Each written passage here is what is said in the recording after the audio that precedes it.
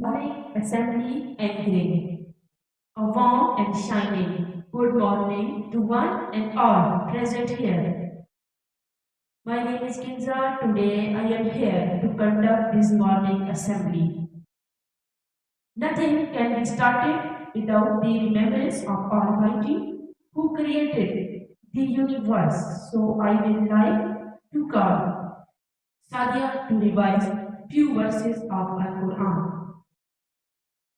Now, as we know that Prophet Muhammad sallallahu alaihi wasallam is the last prophet of Allah and was the last messenger of Allah to the whole world. In Urdu, not means praise of Muhammad sallallahu alaihi wasallam. A poem with praise of Prophet sallallahu alaihi wasallam is also called Naat in Urdu. So I would like to call Kiran for Naat. National Anthem.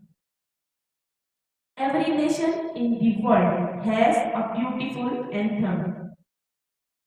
It is the prime responsibility of every citizen to feel that his country is free and to defend its freedom is his duty. So let us together sing our national anthem. Dua. As you all know that dua protect us from many disasters. So let us remember a dua today. So I will like to call Arya for dua. Poetry.